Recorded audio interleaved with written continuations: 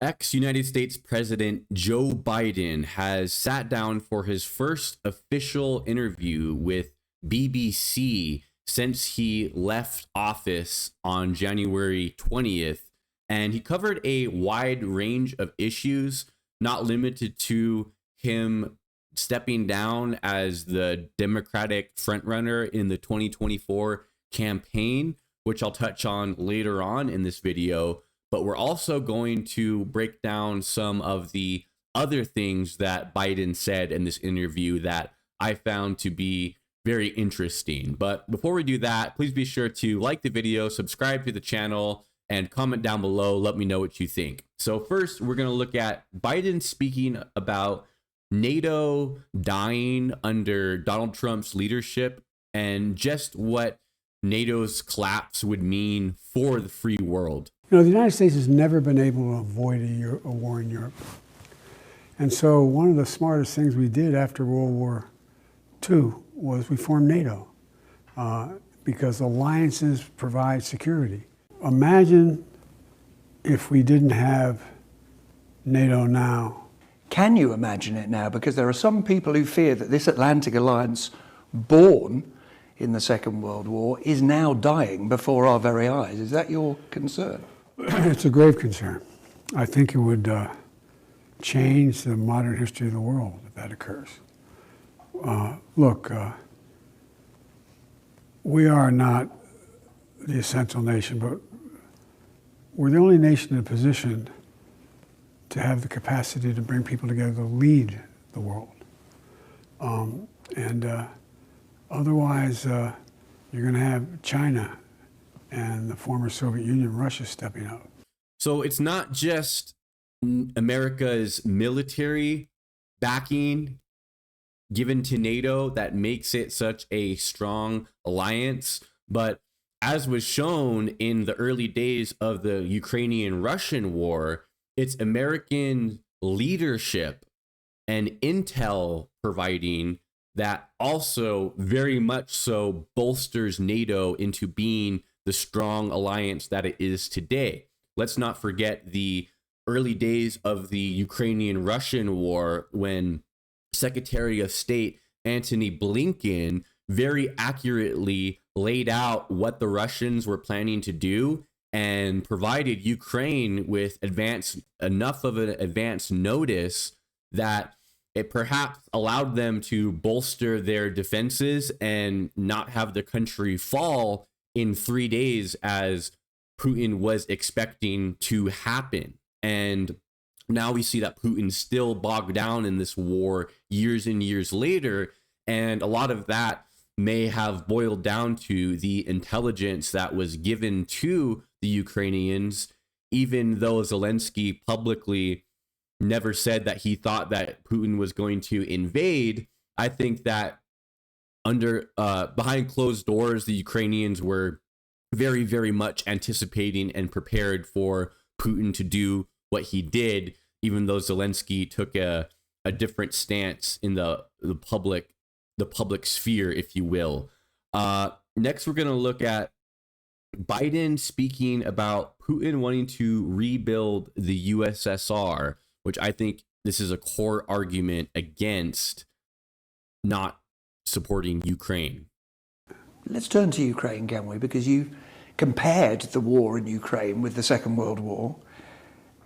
President Trump is now saying, look, if you want peace, Ukraine is going to have to give up some territory. Some people think that is common sense to say that. Do you think it's not common sense? It's perhaps modern day appeasement?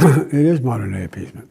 Look, listen to what Putin said when he talked about going from Kyiv into Ukraine and why. He can't stand the fact that the Russian dictatorship that he runs, that the Soviet Union has collapsed.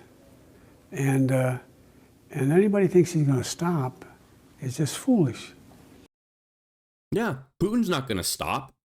Why would Putin stop his war when his explicit goal that he laid out in his evil speech when he first invaded Kyiv and Ukraine at large was that the USSR had been wronged and that countries that were formerly a part of the USSR and are now independent democracies, that those countries don't really exist and they're really just waiting to be reunited with the USSR. Well, guess what? That includes many countries other than just Ukraine, right? Where if Putin is appeased in Ukraine and is able to easily achieve his military goals in Ukraine, that's not going to be a situation where Putin is now appeased into stopping the war, but would in fact possibly embolden him to continue further in his conquest to rebuild the USSR. Now we'll look at Biden on the Trump-Zelensky White House meeting and the overall sentiment Americans have towards Trump. What did you make of those scenes in the Oval Office? President Trump and President Zelensky? I found it sort of beneath America, the way that took place. And the way we talk about now that, well, it's just the Gulf of America. Maybe we're going to have to take back Panama. Maybe we need to acquire Greenland. Maybe Canada should be. What the hell's going on here? What president ever talks like that? That's not who we are. We're about freedom, democracy, opportunity, not about confiscation. Yeah, I totally agree with Biden here. That was absolutely beneath America and was really, really a bad showing for our country to have the leader of a democratic country that is struggling for its fate and fighting a brutal war against a brutal dictator, to have him come to the White House and utterly disrespect him and to give favor to the Russians and put Zelensky in this awkward position and make things hard for him is totally not what the supposed leader of the free world should be doing in this conflict. But again, it really begs the question of, is America even the leader of the free world anymore when you have so much trust being lost in America on a daily basis on many, many different fronts? But Trump's affinity to give favor to Putin is certainly something that the rest of the world and its leaders must be looking at and going, America cannot be trusted when it comes to delivering leadership, not only on, again, many different fronts, but this particular conflict, America's leadership has failed. And where are we going to look? What are we going to do as the rest of the world when America is not stepping up to the plate in defending democracy across the world? Last but not least here, we're going to shift to American politics, where Biden gets asked the question, did he drop out too late in the race? Let's hear Biden's response. I can hear your passion. I can hear your anxiety that the world is changing the way it has. And for a long time you believed, you said, I'm the man who can stop Donald Trump. And you did once. And in the end, you withdrew from that election campaign at the last minute. It's a question you know lots of people ask you, Mr. President. Did you leave it too late? Should you have withdrawn earlier, given someone else a bigger chance? I don't think it would have mattered. We left at a time when we had a good candidate. She was fully funded. And what happened was, I had become, what we had set out to do, no one thought we could do. And become so successful in our agenda, it was hard to say, no, I'm going to stop now. I meant what I said when I started, that I think I'm prepared to hand this to the next generation. It's a transition government. But things moved so quickly that it made it difficult to walk away, and it was a hard decision. But regrets, though? No, I think it was the right decision. I think that well, it was just a difficult decision.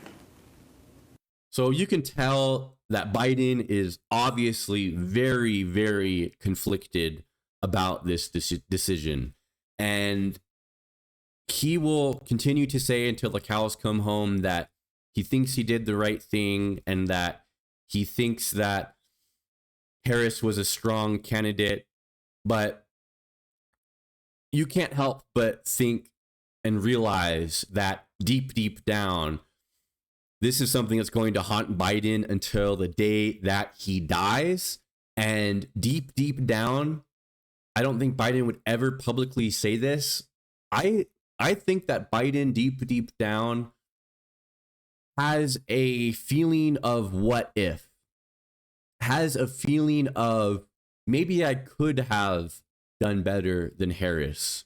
Maybe a lot of people who did like my economic policy and did like my administration's agenda would have showed up that otherwise didn't show up for Harris. Whether or not that's true or not, I'm not exactly sure. I think that Harris did probably just as well, if not a little bit better than Biden would have done in the election, given the circumstances.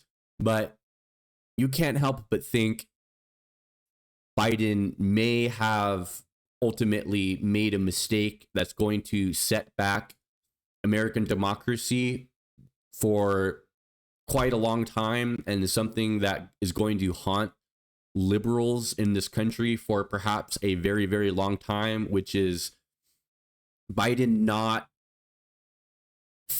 being full-fledged 100% on the train of I am going to be a one-term transitional president, which he said, yeah, I said I was going to do that, but then we were just doing so much good stuff, man. I couldn't stop this train from going. I wanted to keep it going, which is completely understandable. Biden did do a lot of good things, and he did have a lot of momentum in his administration. But ultimately,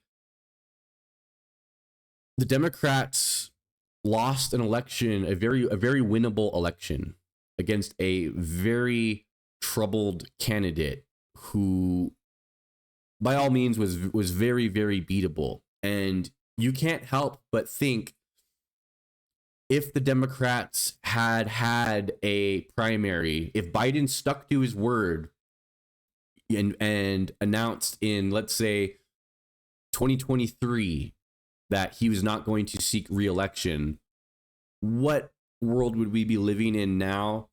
And could we have come up with a better candidate than Biden or Harris to defeat Donald Trump? These are questions that are going to haunt Democrats for a very, very long time. And they should, given the outcome of the 2024 election in November. That's all I got for you guys in this one. Thank you so much for watching. Please be sure to like the video, comment down below, and subscribe to the channel. Thanks again. Take care.